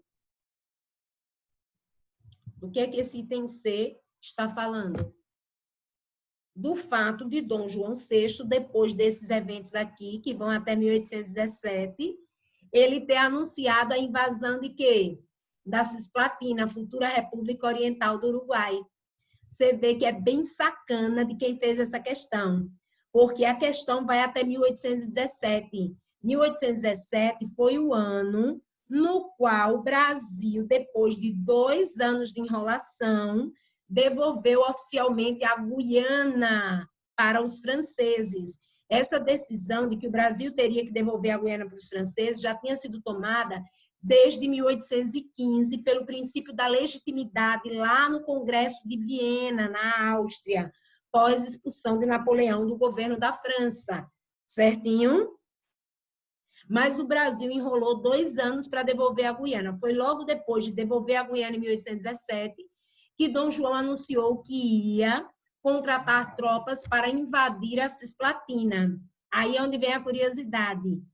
Um dos argumentos, claro que a gente sabe que havia aí um desejo histórico do governo português de interferir na região da Cisplatina. Ó, isso já vinha de muito tempo. Mas um dos pretextos que se fala muito pouco, muito rarissimamente disso, era o quê? Quando diz aqui, ó, em represália a aliança entre a Espanha e a França de Napoleão. Isso foi um dos argumentos utilizados, de que aquela região era uma região eminentemente de domínio espanhol, muito embora a província cisplatina já tinha anunciado ruptura em relação à Espanha, mas a Bacia Platina seria uma área de monopólio histórico dos espanhóis e a Espanha teria sido uma das bases de sustentação do poder napoleônico na França por vários anos, porque Napoleão, no seu processo expansionista, invadiu a Espanha, a gente vai estudar isso depois, derrubou o rei da Espanha, Fernando VII, do poder e no lugar colocou seu próprio irmão, o José Bonaparte, no governo espanhol. É claro que nessa época, em 1817, isso já tinha acabado, porque Napoleão já tinha sido derrubado do governo da França, o irmão dele já tinha sido derrubado do governo da Espanha, mas ficava esse argumento de que era preciso estabelecer uma vingança contra a situação que obrigou a corte real portuguesa a transmigrar para o Brasil. Mas como foi um argumento bem ridículo, se fala pouco, mas ele foi utilizado, foi para justificar o quê? A invasão à província cisplatina como consequência desses eventos e principalmente como consequência do Brasil ter sido obrigado a devolver a Guiana para os franceses. Mas isso é pouco comum de se falar, porque, na verdade, a gente sabe que foi um argumento muito verborrágico, muito de blá, blá, blá, da parte de Dom João VI, ele vinha com esse tipo de desculpa, porque, na verdade, Napoleão já tinha saído do governo da França, o irmão dele já tinha sido derrubado do governo da Espanha, certo? E, na realidade, nessa época, o próprio Dom João VI já era para ele ter voltado para Portugal. Mas vocês lembram que ele ficou embaçando por aqui, porque ele sabia que o rojão que esperava ele lá em Portugal não era pequeno, já que Portugal vinha num cenário de déficit econômico, desequilíbrio político, né, desequilíbrio social, e quem fosse para lá, no caso Dom João VI e parte da corte real, eles iriam ter muitos desafios para superar nos anos subsequentes. É tanto que você vê que Dom João só volta mesmo quando a galera deu pressão nele e disse, ó, o senhor volta ou a gente vai ter que lhe destituir, né, do cargo de rei. Até então não tinha sido feita essa ameaça, mas quando ele ficou embaçando muito, tentou mandar Dom Pedro no lugar, e aí os portugueses não quiseram, ele viu que a coisa fedeu para o lado dele, ele teve que retornar. Tranquilo? Essas curiosidades fazem parte de uma questão do Enem. Gente, não é o que eu digo para vocês Tudo bem que essa questão, ela já é relativamente antiga, ela foi de 2010, certo? Só que é aquela coisa, gente, tem determinadas abordagens que não é porque ela caiu há muitos anos atrás que seja impossível de resgatar. Ao contrário, você vê que nesses últimos anos, eles têm castigado de novo nessas perspectivas que aparentemente de 2011 para frente deveriam ter desaparecido de determinados detalhes, mas ao contrário, nos últimos anos, muitas miudezas voltaram de novo a serem fortalecidas na prova do Enem. Por isso que, por segurança, é melhor a gente ir trabalhando de modo a vocês acumularem mais capital cultural. Beleza? Bora lá. Então, essa foi o quê? Que questão foi essa? 92, não foi? 94. Cadê? Quem é que queria 94, meninos? 94 diz assim: o dia 7 de setembro marca anualmente as comemorações de nossa independência em relação a Portugal. Entre os vários fatores que colaboraram para isto, podemos destacar a independência em relação a Portugal. O que é que vocês tiveram dúvida nessa, 94?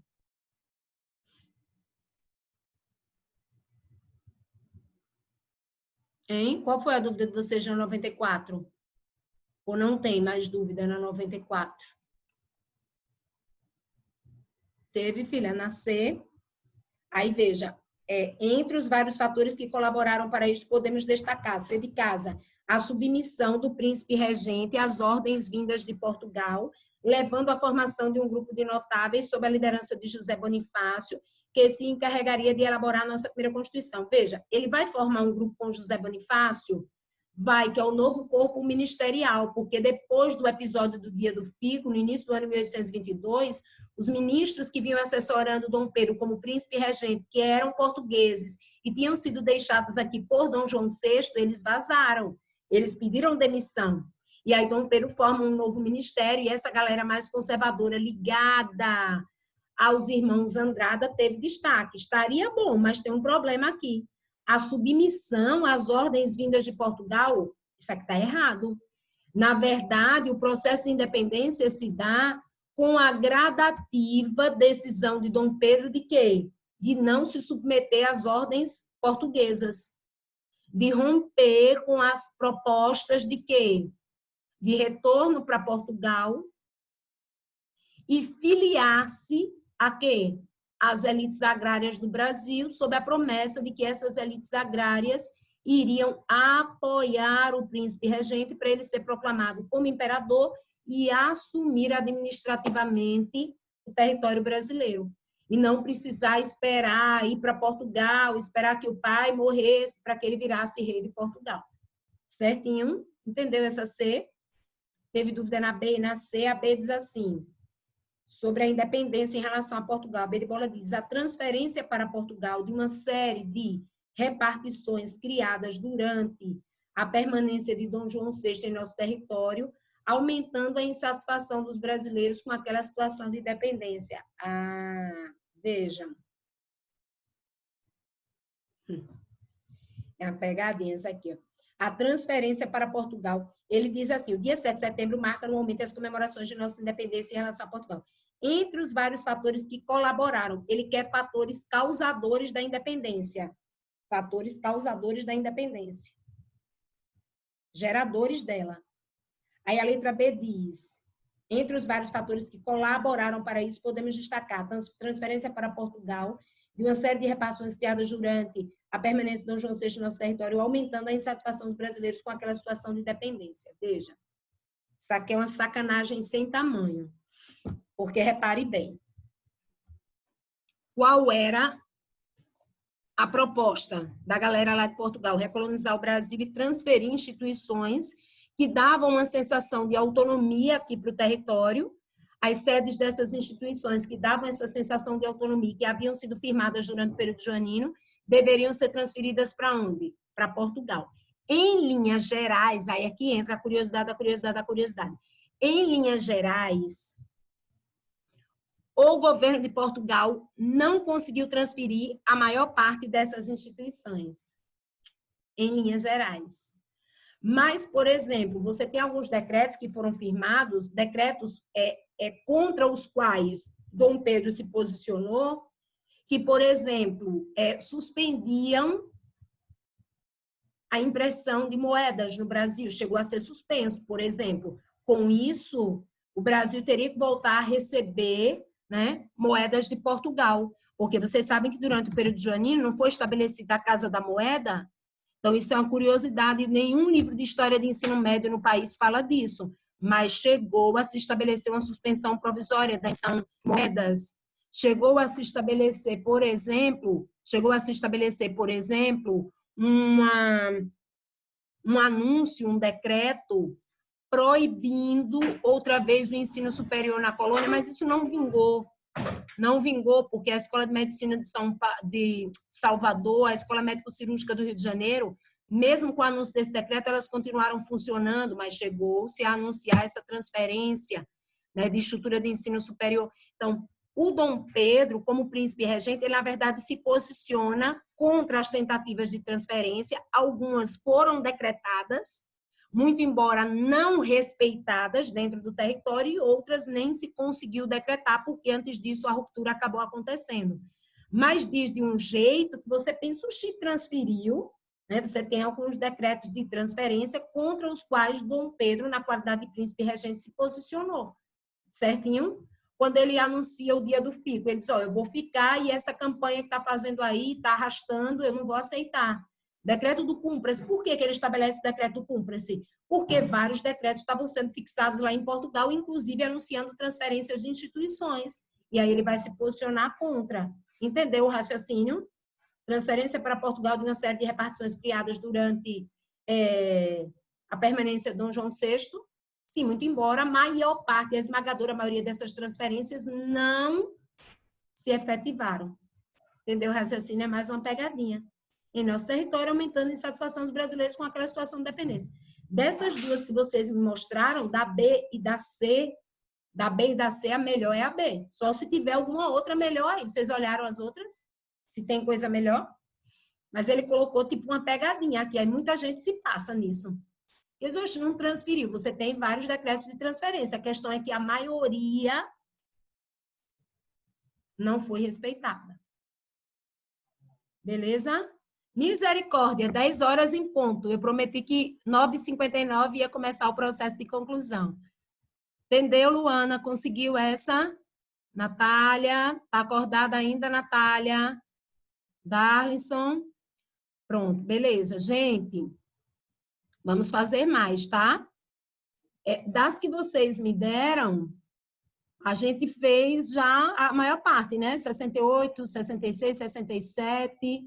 80, 82, 92, 94, 4, 16. Dessas que vocês me passaram, faltam pouquíssimas. Tem só umas da casa dos 70 aqui, 71, 76, 78, só essas. A não ser que vocês façam mais, né? E precisem de ajuda. Não, essas Natálias são uma bênção na minha vida. Pense umas meninas abençoadas de Deus. Cochilou no meio, não foi Natália. Essa Natália é brincadeira. Beleza, meninos? Então, das que vocês me passaram, só tem mais 3 aqui. Então, vocês corram atrás de mais. Segunda-feira, vocês conseguem desenrolar algumas que vocês vão ter dúvidas do Descartes. Com certeza, semana que vem, a gente vai fazer umas questões do Descartes, porque tem umas que são bem truncadas, mas aí vocês só vão conseguir fazer a partir de segunda-feira à noite. Tranquilo? Mas, enquanto isso, só tem mais 3 aqui, beleza? Então, eu faço com vocês, vamos acumular mais e vamos desenrolando aí, tá bom? Vocês que estão aqui, amanhã vocês recebem os módulos, certo? Pelo menos esses nomes que eu vi aqui agora. Tranquilo? Quem cola aqui? Cola o quê? Não entendi, cola de nada. Cola de quê que vocês estão falando? Quem vai colar o quê? Entendi, foi nada. Beleza? Não, amanhã não, Natália. Amanhã não. Eu tô assim, ó, lotadona. Certo? Amanhã, até domingo, à tarde, eu tenho um compromisso. Imagine, domingo tem compromisso, amanhã tem compromisso à tarde.